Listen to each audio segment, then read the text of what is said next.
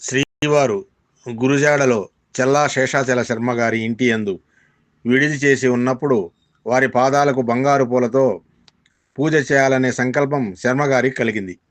ఆ రోజు పాదపూజ శర్మగారిదని నిర్ణయం అయింది. సామాన్యంగా పాదపూజ ముందు ఆదిశంకరుల పాదాలకు జరుగుతుంది. శర్మగారి దృష్టిలో ఆదిశంకరులకు శ్రీ చంద్రశేఖరేంద్ర సరస్వతీ స్వామికి తేడా లేదు కనుక బంగారు పూలు చేయించి తీసుకుని స్వామి సన్నిధికి వెళ్ళారు. ఇంతలో పాదపూజ వారి పేర్లు పిలుస్తూ శర్మగారిని రమ్మన్నారు. వెళ్ళి సాష్టాంగం పడి కూర్చున్నారు శర్మగారు. ఏం, మామూలు పూలతో పూజ చేస్తే వాడిపోతాయనా బంగారు పూలు చేయించావు అని అడిగారు స్వామివారు.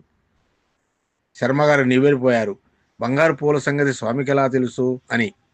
సరేలే, ఏవి పూలు?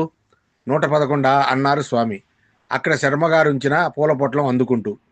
లేదు స్వామి, 108 అన్నారు శర్మగారు. లెక్క పెట్టు అని స్వామి పొట్లం అక్కడ పడేశారు. లెక్కిస్తే 111 ఉన్నాయి. పూజ విజయవంతంగా పూర్తయింది. తరువాత బంగారు పని వాణిని ఎన్ని పూలు చేశావు అని విచారించారు శర్మ. 1-2 పూలు తప్పిపోయినా తర్వాత ఇబ్బంది రాకుండా 111 చేశానని జవాబు వచ్చింది.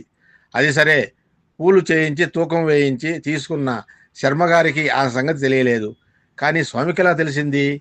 తరువాత శ్రీవారు ఆ పూలను మాలగా చేయించి తెప్పించమన్నారు. అలాగే దండ కూర్చి తెప్పించగా స్వామి మహాత్రిపుర సుందరి చంద్రమౌళీశ్వరుల ముందు వినయంగా తలవంచి నిలుచొని ఆ మాల తమ మెళ్ళో వేయమన్నారు. శర్మగారు సందేహించి తాను ఆదిశంకరుని పాదుకలు పరమాచార్య పాదాలు ఒకటేనని భావించి పూజ చేశానని, పాదపూజ చేసిన పూలను శిరస్సును ఎలా ధరిస్తారని తటపటాయిస్తున్నట్టు తెలిపారు.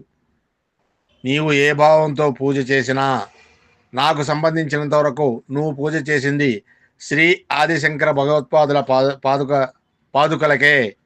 ఆ నిర్మాల్యం మాకు శిరోధార్యం అని మరింత వినయంగా తల వంచి ఆ మాల ధరించారు ఆచార్యులు. దక్షిణామూర్తిగా ఆయన మౌనం అనంతం కాగా ఆదిశంకరాచార్యులుగా ఆయన వాదం అనంతం.